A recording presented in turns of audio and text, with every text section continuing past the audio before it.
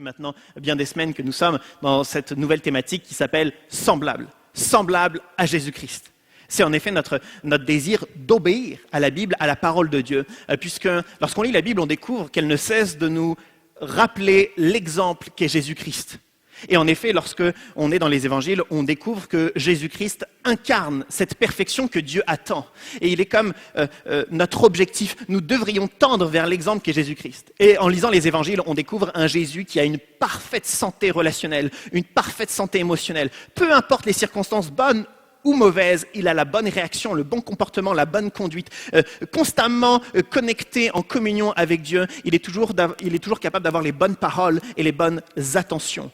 Et sa mission, qui était évidemment une mission périlleuse, puisqu'il se dirige jusqu'à la croix, il s'offre en sacrifice, eh bien sa mission, même si elle paraît ardue et insurmontable, il est capable de faire preuve de détermination et de courage tout le long de ces étapes jusqu'à la croix.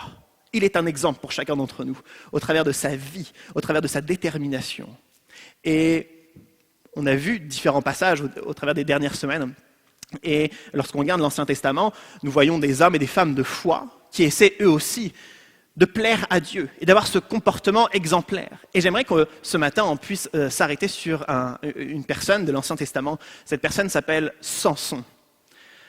Samson, peut-être qu'il y a une minorité qui ne connaissent rien à la vie de Samson, certainement qu'une majorité connaissent plusieurs événements de la vie de Samson.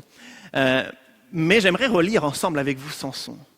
Samson fait partie de ces personnes, alors qu'on lit rapidement son histoire, on en tire quelques leçons, on en retire quelques informations intéressantes, mais lorsque véritablement on s'arrête et c'est ce qu'on va faire dans un instant, et on lit un passage, l'histoire des parents de Samson juste avant, on a une nouvelle compréhension de la vie de Samson. Et on passe de Samson, le héros, l'homme de Dieu, à Samson, l'homme, le Samson, celui qui, malgré ses succès, malgré l'appel de Dieu sur sa vie, fait preuve quelquefois de fragilité et de faiblesse, bien plus régulièrement qu'on l'imagine.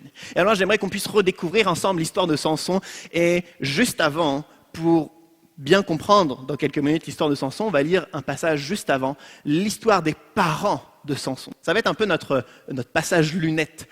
Sans lunettes, on va voir trouble l'histoire de Samson, on va en sortir 2-3 éléments, mais avec les bonnes lunettes, on va pleinement comprendre l'histoire de Samson. Alors on va lire ce passage lunettes pour bien comprendre l'histoire de Samson. Juges, chapitre 13, on commence les premiers versets. À Tsoréa vivait un homme de la tribu de Dan appelé Manoah. Sa femme était stérile et n'avait jamais pu avoir d'enfant. Un jour, l'ange de l'Éternel apparut à cette femme et lui dit « Tu es stérile et tu n'as jamais eu d'enfant. Pourtant, tu vas être enceinte et tu donneras le jour à un fils. À partir de maintenant, prends bien garde de ne boire ni vin ni autre boisson alcoolisée et de ne rien manger qui soit rituellement impur. Car tu vas être enceinte et tu mettras au monde un fils. Ce garçon sera consacré à Dieu dès le sein maternel, jamais il ne devra se couper les cheveux ou la barbe. C'est lui qui commencera à délivrer Israël des Philistins. Amen. » Ce petit garçon qui est promis à ce couple, à Manoah et sa femme, c'est le fameux Samson. Mais pour l'instant, nous avons l'histoire des parents de Samson. Manoah et sa femme ne peuvent pas avoir d'enfants. Et le texte nous dit qu'à un moment donné, un ange apparaît et lui annonce une bonne nouvelle. Elle va devenir enceinte. Et ce n'est pas juste une simple bonne nouvelle, évidemment, ça va avoir un impact sur toute sa vie. Mais il faut comprendre que, autant actuellement, la stérilité est peut-être encore un peu tabou, puisqu'on n'en parle pas si ouvertement, mais encore plus à l'époque. Actuellement, la médecine, la science tente de dire si c'est déjà l'homme ou la femme qui a des problèmes de fertilité, d'où vient le problème, comment on peut arranger la situation. Mais à l'époque, pas de médecine aussi aboutie, pas de science aussi aboutie, c'est-à-dire que c'est forcément la femme qui est stérile. Et puisqu'on ne sait pas d'où ça vient, c'est certainement Dieu qui l'a puni d'un comportement, d'une mauvaise action, d'un style de vie particulier. Et donc les voisins, les amis, les proches de Manoah et sa femme vont mépriser la femme de Manoah qui est stérile. À l'époque, ça se passait souvent comme ça. On méprisait alors les femmes stériles, les femmes qui peut-être n'avaient pas pu avoir d'enfants ou avaient des problèmes de santé. On les mettait de côté, certainement un châtiment de Dieu, parce qu'on ne sait pas d'où ça vient.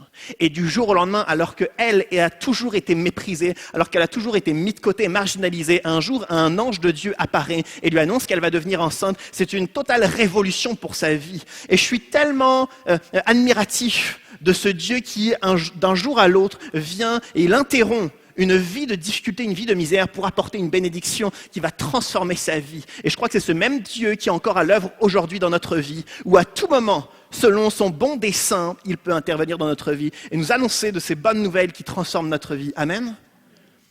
Deuxième information, l'ange va donner quelques consignes. La première consigne, c'est de ne pas boire d'alcool pendant sa grossesse.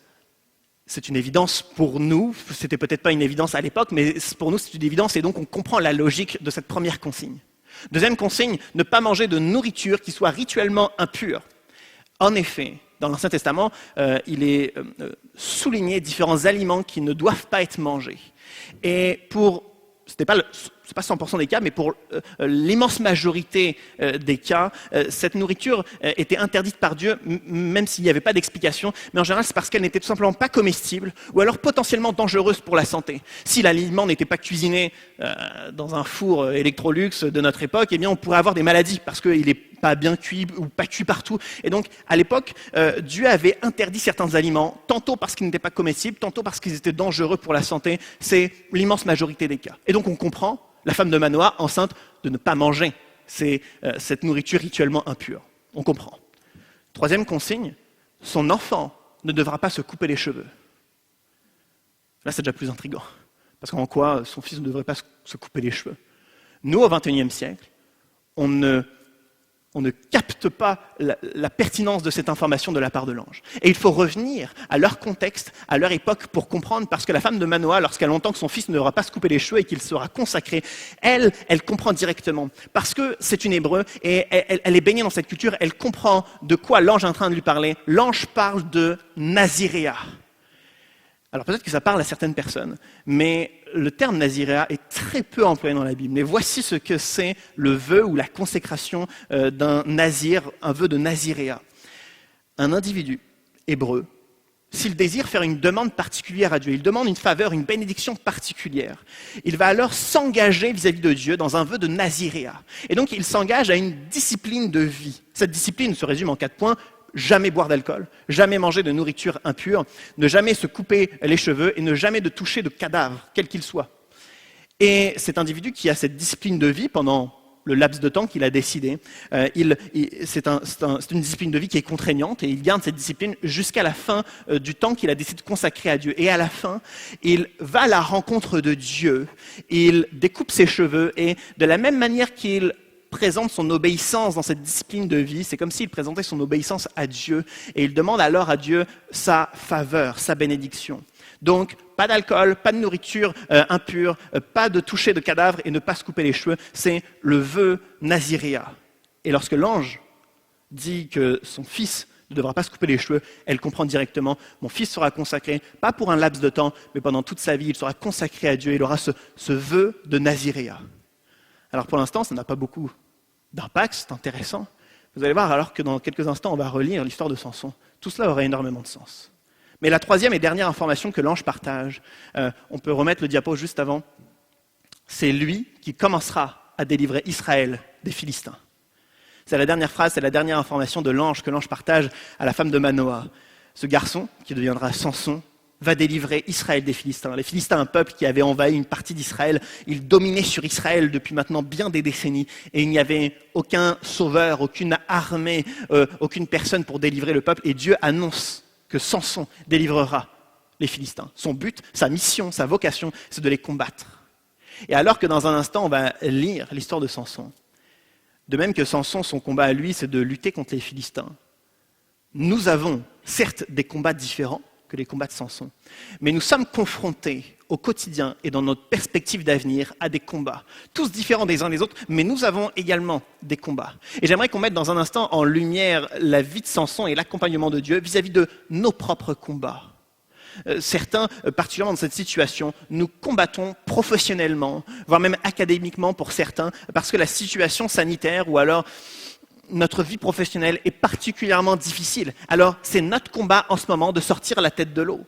Certains, leur combat, c'est au sein de leur couple ou au sein de leur famille, parce qu'il y a des enjeux, parce qu'il y a des décisions à prendre, parce qu'il y a des méthodes, il y a des stratégies à mettre en place, mais c'est tellement difficile parce qu'il faut mettre son moi de côté, parce qu'on se préoccupe pour les enfants ou pour ceci ou cela, et au sein de la famille, il y a ce combat en ce moment.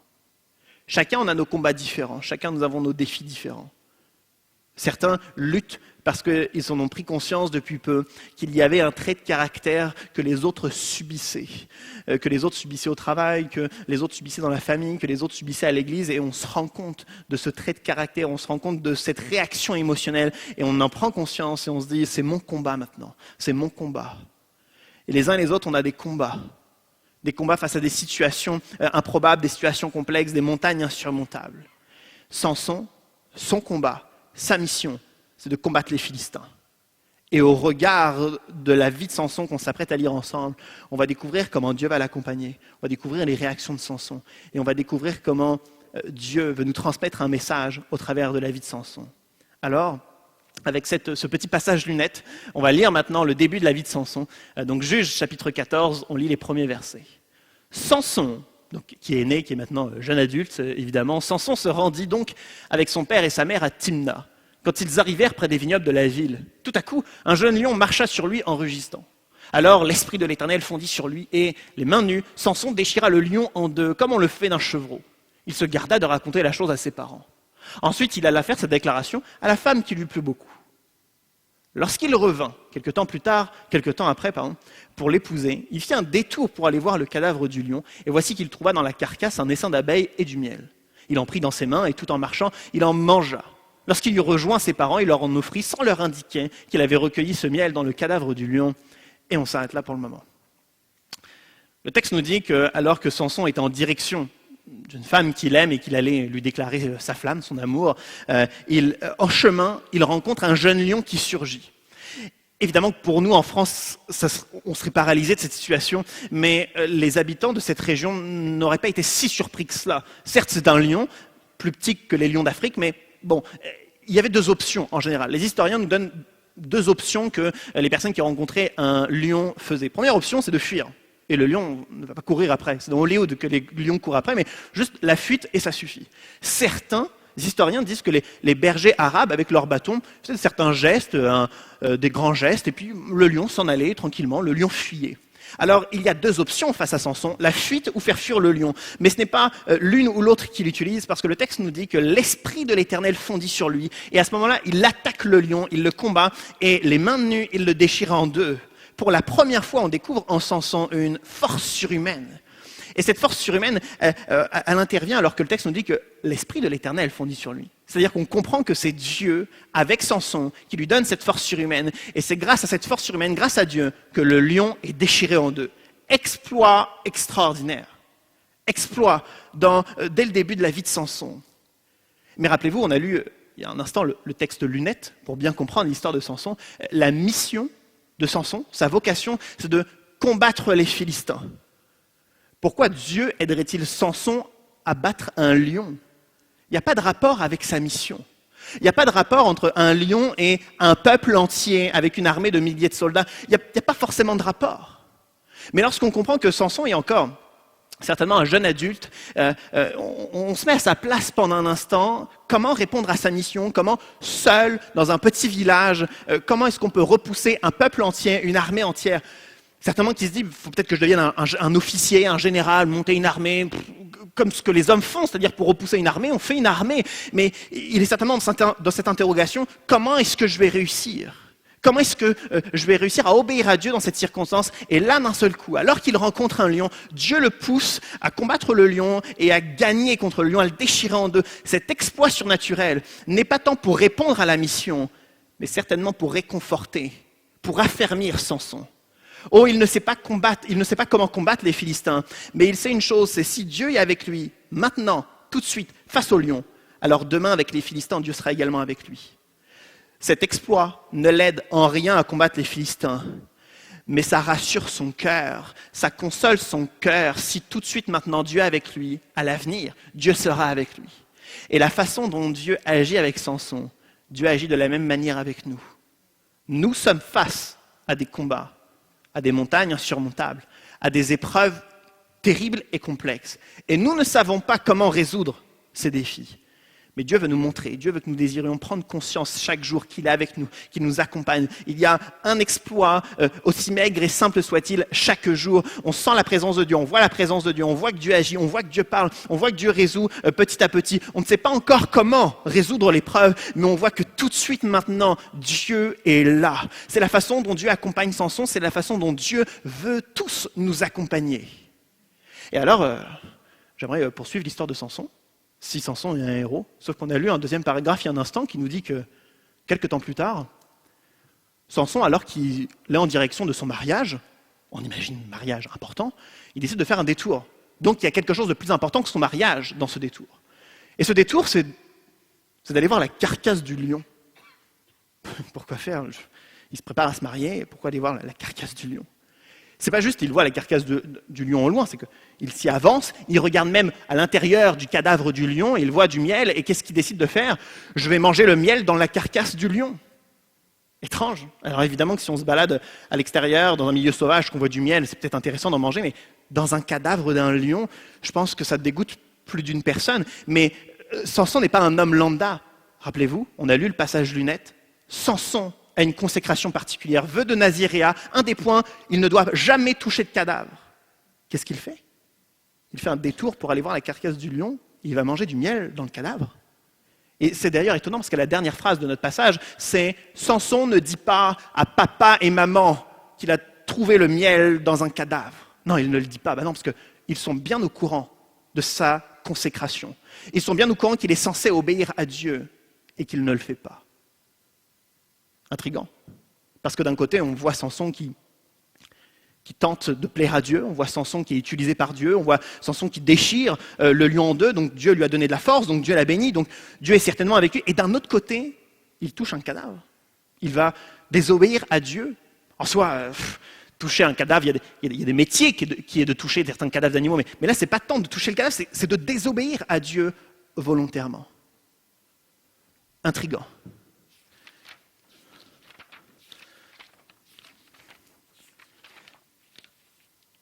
On a Samson qui touche ce cadavre, on a Samson qui va à l'encontre de ses principes, mais ne soyons pas point à le juger. Après tout, il n'y a peut-être pas pensé, il était peut-être, on n'en sait rien, on pourrait spéculer sur le pourquoi du comment, mais n'allons pas plus loin, on va poursuivre, on va lire le prochain texte. C'est à la même époque, et le texte nous dit, à son retour, Samson raconta la chose à ses parents et leur dit « J'ai remarqué une femme parmi les Philistines, et je voudrais que vous alliez la demander en mariage pour moi, cette fameuse femme qu'il aime. » Ses parents ne savaient pas que cela était dirigé par l'Éternel, car Samson cherchait une occasion de conflit avec les Philistins. En effet, en ce temps-là, les Philistins dominaient sur Israël. Son père se rendit chez la femme pour convenir du mariage, et Samson organisa un festin, comme c'était la coutume des jeunes gens. Et on s'arrête là pour le moment. Samson, qui, il y a un instant, était en route pour aller déclarer sa flamme à la femme qu'il aime, il en parle à ses parents. Et ses parents ne savaient pas que cela était conduit par l'Éternel, parce que Samson cherchait un conflit avec les Philistins. Et je suis très heureux de voir ce fameux Samson qui, enfin, rentre dans sa mission.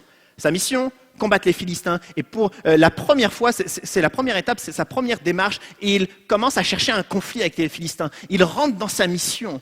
Il commence à combattre. Alors certes, il n'est pas face à une armée entière, il n'est pas face à tout le peuple, mais il commence déjà avec un conflit. C'est peut-être simple, mais au moins, il fait un premier pas. Et je crois que Dieu honore ce premier pas, puisque le texte nous dit que l'Éternel était avec lui dans cette démarche, que l'Éternel était dans cette initiative de Samson. Et je crois que Dieu désirerait tellement honorer nos premiers pas. Ça ne parle peut-être pas à tout le monde, mais je suis sûr que ça parle à certains. Que certains d'entre nous, nous avons des combats, nous avons des épreuves, nous avons des défis. Et alors qu'on ne cesse de prier que Dieu fasse quelque chose, après notre prière, notre réaction est nulle. Aucune action, mais simplement une attente. On attend que Dieu intervienne, on attend que Dieu parle, on attend que Dieu fasse quelque chose, et on attend passivement. On le coupera peut-être au montage vidéo, mais hier j'ai eu l'occasion d'être dans un groupe de jeunes pour apporter un message. Et à la fin, en discutant avec les quelques jeunes, on va dire, peut-être matures dans leur foi, engagés dans l'église, etc., on discute et ils étaient déçus de voir qu'il n'y avait pas de responsable de groupe de jeunes. Et leur prière, et vraiment ils prient pour ça, et ils en discutent, ils cherchent, ils demandent à leur pasteur de l'aide, parce que ce qu'ils désirent, c'est qu'un jour, un responsable de groupe de jeunes arrive, qu'il ait 10 ans de plus, qu'il soit marié, qu'il ait quelques enfants, qu'il ait toute l'expérience, qu'il sache, qu'il ait toutes les compétences nécessaires, et qu'il résout tous leurs problèmes. Mais la réponse est simple, qu'ils arrêtent de chercher. Ils sont les jeunes matures et engagés dans l'Église, capables d'être l'équipe pour gérer le groupe de jeunes. C'était tellement évident, mais eux, ça fait 6 mois, ça fait 1 an qu'ils sont en attente. Et ils ne font pas de premier pas, et ils ne font pas de première démarche. Alors, ils ne peuvent pas éprouver et comprendre la fidélité de Dieu. Tellement de fois où dans nos chants, on chante la fidélité de Dieu, mais si peu souvent, on est prêt à faire un pas de foi pour comprendre, connaître et prendre conscience de la fidélité de Dieu. Je crois que si véritablement on a envie de chanter et vivre la fidélité de Dieu, il va falloir faire des premiers pas. Commencer à avancer, commencer à faire confiance à Dieu et à faire ses pas de foi dans notre vie. On a chacun des combats, on a chacun des défis différents. Et peut-être que certains, c'est bien, vous construisez, vous progressez, mais peut-être que certains sont passifs en ce moment et qu'il est temps de faire un premier pas. Et qu'il est temps de commencer à se réconcilier, de commencer à dialoguer, de commencer à avancer enfin sur un chemin de paix, sur un chemin de réussite et de consécration à Dieu. C'est ce que Samson fait. Samson fait un premier pas. Et j'aimerais à nouveau poursuivre la lecture, sauf que la dernière phrase qu'on a lue nous dit qu'alors que le père de Samson convient du mariage, de son côté, Samson organise un festin, comme c'était la coutume des jeunes gens.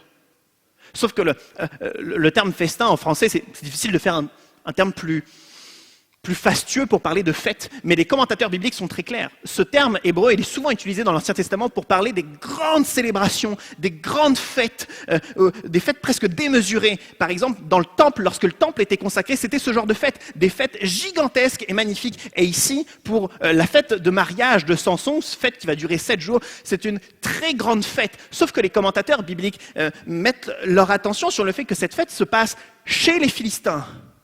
Et donc ça change tout. Et le fait qu'il y ait cette mention, comme c'était la coutume des jeunes gens, montre que ce n'était pas une belle petite fête de mariage avec une bonne ambiance, etc., mais ça ressemblait plus à une orgie de nourriture et de boissons. Que c'était alcool à flot et que c'était tout un tas de nourriture. Et rappelez-vous, notre passage lunette, Samson, il a 2 obligations dans son vœu, ne jamais toucher d'alcool et ne jamais manger de nourriture rituellement impure. Chez les Philistins, il n'y aura pas de nourriture rituellement pure ou impure, ce sera nourriture point barre et alcool à flot. Le texte n'est pas en train de nous défendre de faire la fête, le texte n'est pas en train de nous défendre de boire de l'alcool de façon mesurée, le texte n'est pas en train de nous défendre de se réjouir. Le texte est en train de nous montrer que Samson organise lui-même un événement où il sait qu'il ne pourra pas obéir à Dieu. Alors notre cher Samson, d'un côté, il tente de plaire à Dieu. Il fait un premier pas et Dieu honore ce premier pas dans sa mission. Mais d'un autre côté, il désobéit volontairement à Dieu. D'un autre côté, il fait ce qu'il veut. D'un autre côté, il fait comme c'était la coutume des jeunes gens. Ça me fait mal au cœur pour Samson. Mais si je suis honnête un instant, nous sommes peut-être trop souvent comme Samson. Ou d'un côté, évidemment, on a la foi, on essaie d'avoir la foi, on essaie d'obéir à Dieu, on essaie de découvrir Dieu, on demande à Dieu de l'aide, on demande à Dieu sa volonté. Puis d'un autre côté, quelquefois on fait ce qu'on veut. On tente de négocier avec Dieu. Comme Samson, on ne parle pas à nos pères et mères spirituels de ce qu'on fait vraiment, de la réalité de notre quotidien. Non, ça on n'en parle pas, mais on fait d'autres choses, on dit d'autres choses. On fait différentes actions, différentes activités. On sait que ce n'est pas forcément cohérent avec Dieu, mais ce n'est pas grave, c'est acceptable. Ça fonctionne quand même. Il est intéressant de voir que Samson il organise ce festin comme c'était la coutume des jeunes gens. Peut-être qu'il n'a pas envie de le faire. Peut-être qu'il n'a pas envie de faire cette fête aussi grandiose que ça, ou en tout cas avec cette tonalité-là, mais il le fait parce que les autres le font. Et tellement de fois, nos réactions, au lieu qu'elles soient nourries de notre état d'esprit, elle est nourrie de ce que tout le monde fait. Je vais être très honnête, provocateur volontairement. Alors, ce que je vais dire n'est peut-être pas l'exacte vérité, mais c'est une provocation et je vais jusqu'au bout. En France, depuis la crise du Covid, il y a des familles qui sont en deuil, des familles qui pleurent sans avoir pu se rassembler dans une cérémonie et progresser dans leur deuil ensemble. Eux, ils souffrent. Il y en a d'autres, on a l'impression qu'ils souffrent tout autant parce qu'ils sont privés, comme le disait Franck la semaine dernière, de cinéma. Des familles endeuillées, du cinéma. Des familles endeuillées, je ne peux pas aller au restaurant. Des familles endeuillées, et je me plains tout autant. Et j'ai l'impression que parce que tout le monde se plaint, alors je vais me plaindre. Parce que tout le monde est en colère, je me mets en colère. Parce que tout le monde est triste, amer et frustré, je vais être triste, amer et frustré. Or, en Christ, nous sommes censés avoir un état d'esprit et une vie différente. Mais parce que tout le monde le fait, on ne le ressent pas vraiment comme cela, mais on va le faire, on va l'exprimer comme tel. Il y a des familles endeuillées qui sont légitimement dans cet état d'esprit, mais ce n'est pas notre cas, en tout cas pas pour l'immense majorité. Et alors, parce que les autres le font, on le fait. Parce que les autres le disent, on le dit. Et je crois qu'il est temps pour nous, à la différence de Samson, de ne pas être équilibré entre « je fais un peu ce que Dieu veut et je fais un peu ce que je veux ». Mais il est temps de trouver notre voie, il est temps de trouver notre chemin. Lisons le prochain passage. Toujours sur Samson, c'est beaucoup plus loin dans l'histoire, alors que Samson a finalement trouvé un conflit avec les Philistins. Les Philistins tentent de l'attaquer. Ils sont toute une armée contre Samson, et Samson, à ce moment-là, il est lié par une corde. Le texte nous dit: c'est ainsi que Samson arriva à Lehi. Les Philistins accoururent en poussant des cris de triomphe. Alors, l'Esprit de l'Éternel fondit sur lui, et les cordes qui liaient ses bras se déchirèrent comme si c'était des fils de lin brûlés. Ses liens se désagrégèrent sur ses mains. Il trouva une mâchoire d'âne encore fraîche, la ramassa et s'en servit pour tuer 1000 hommes. Puis il s'écria: avec la mâchoire d'un âne, j'en ai fait des tas et des tas. Oui, j'ai tué 1 millier d'hommes avec la mâchoire d'un âne. Amen. Extraordinaire. Samson, avec sa force surhumaine, arrive à tuer 1000 hommes.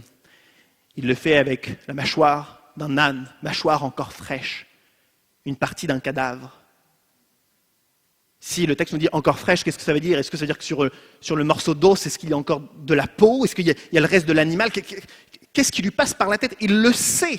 C'est sa consécration, pas de cadavre. Il est dans une situation périlleuse. Au lieu d'utiliser sa force surhumaine à main nue, comme il avait fait pour le lion, ou trouver un bâton, un caillou, ou je ne sais quoi, il trouve cette mâchoire. Comme si, c'est quoi son intention? Qu'est-ce qu'il est en train de faire? Qu'est-ce qui lui passe par la tête? Et je vais être tout à fait honnête, j'ai envie à un moment donné que Dieu lui fasse comprendre que c'est soit il obéit à Dieu, soit Dieu le laisse tranquille, soit il se débrouille, soit il est autonome. Parce que à chaque action de Samson, Samson désobéit. Avec le lion, il touche du cadavre. Avec sa tentative de conflit, c'est alcool et nourriture à volonté. Avec ici, où il se bat contre l'armée des Philistins, il touche à nouveau un cadavre. Chaque action, désobéissance. Et peut-être que mon christianisme de bas étage a envie de regarder Samson de la tête aux pieds et de lui dire: écoute là, t'as rien compris. Parce que tu ne cesses de désobéir. Tu ne cesses de désobéir. Et donc, dans mon christianisme de bas étage, j'ai envie de lui dire: c'est simple, Dieu ne va pas te bénir.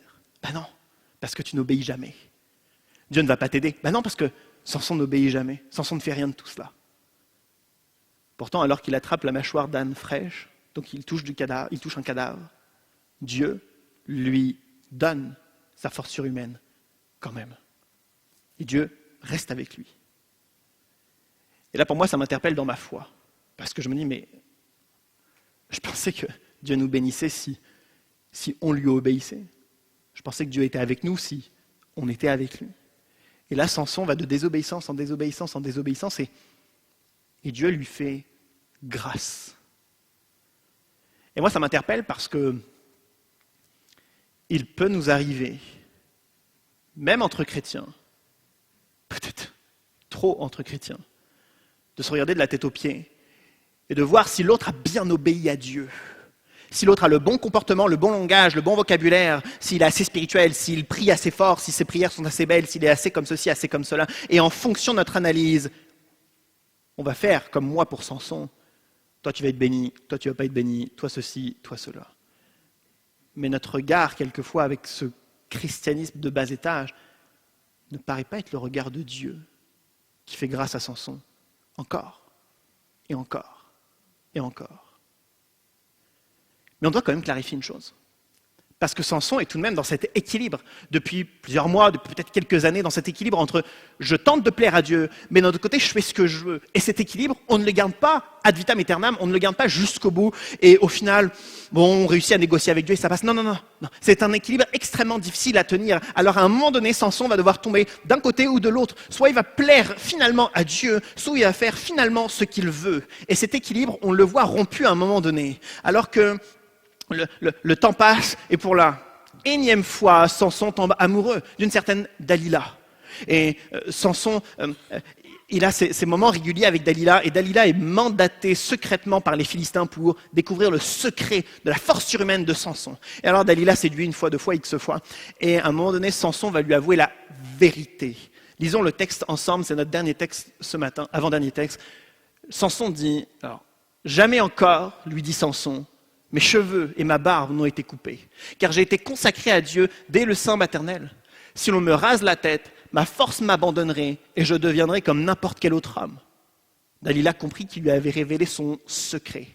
Elle fit prévenir les princes des Philistins en leur disant « Venez, car cette fois-ci, il m'a dit son secret. » Face à Dalila, Samson va dire la vérité, il va dire le secret. Son secret, c'est que sa force surhumaine lui vient de ses cheveux. Vraiment? Parce que je connais des hommes qui ont les cheveux longs, ils n'ont pas de force surhumaine. Il n'a rien compris. À ce moment-là, l'auteur de ce passage ridiculise totalement Samson. Il est en train de dire que c'est ses cheveux longs qui lui donnent de la force surhumaine. Mais c'est complètement faux. À chaque fois que sa force surhumaine s'est exprimée dans toutes les histoires, dans tous les événements, le texte n'a cessé de dire « l'Esprit de l'Éternel fondit sur lui, l'Esprit de l'Éternel fondit sur lui, l'Éternel était avec lui ». Et lui, ce qu'il conclut par dire « voici le grand secret de ma force, le secret que je n'ai jamais dit à personne, Dalila, je te dis la vérité, cette fois-ci c'est vrai, c'est mes cheveux ». Mais c'est ridicule, il ne comprend rien. Mais quelquefois, notre réaction, c'est comme Samson.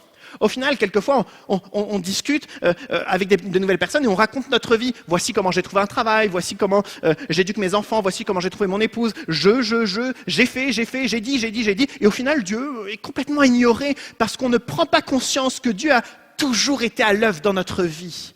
Et au final, on a tendance à nous émanciper de Dieu parce que c'est nous, la force. Parce que c'est nous qui sommes compétents. Parce que c'est nous qui sommes à la hauteur. Mais à ce moment-là, Dieu se retire de Samson. Dieu lui a fait grâce si souvent.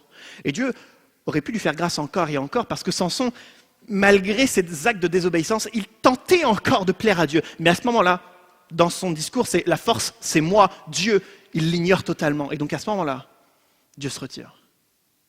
Il y a un passage, il n'est pas sur le diapo, le dernier verset de Romains 5 et le premier verset de Romains 6 nous dit « Car là où le péché abonde, la grâce surabonde ». C'est exactement ce qui arrive à Samson. Il pêche encore et encore, mais Dieu lui fait grâce encore et encore, la grâce surabonde. Et Romains chapitre 6, verset 1er, Paul dit « Alors donc, persisterons-nous dans le péché ?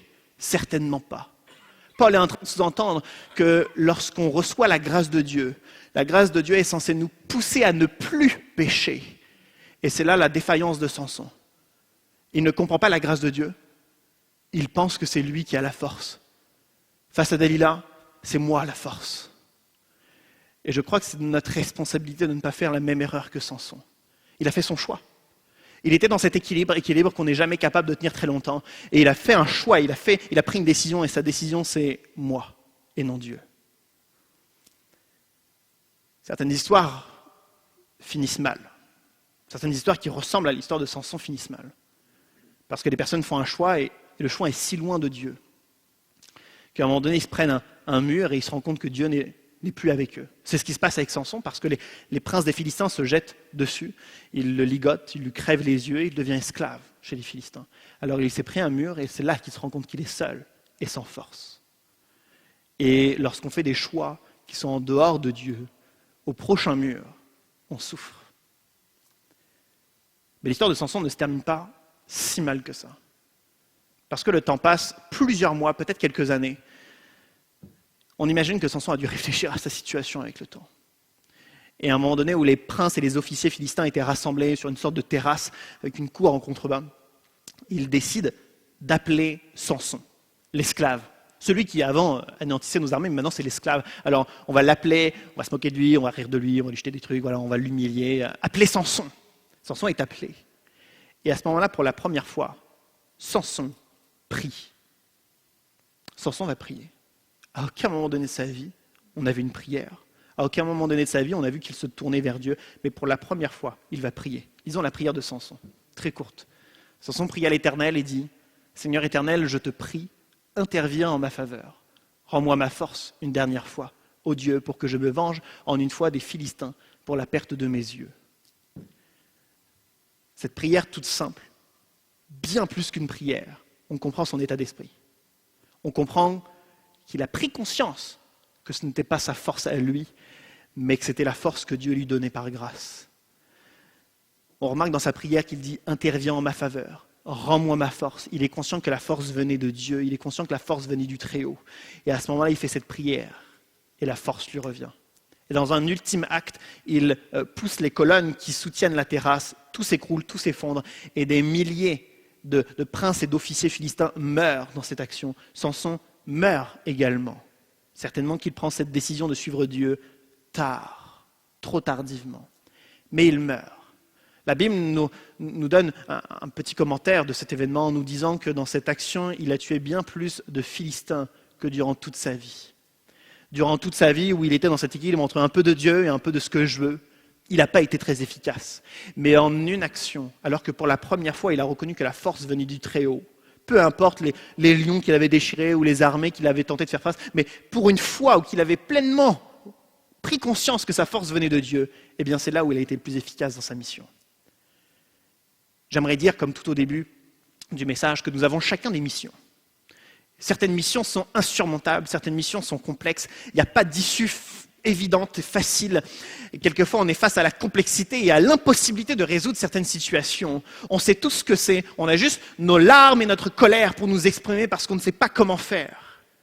Eh bien, Samson, face à sa mission qui est de combattre les Philistins, il a été dans la négociation toute sa vie et donc jamais efficace. Un peu de Dieu, un peu d'autre chose, jamais efficace. Et pour la seule fois où il a décidé de s'en remettre uniquement à Dieu, il a été efficace comme jamais.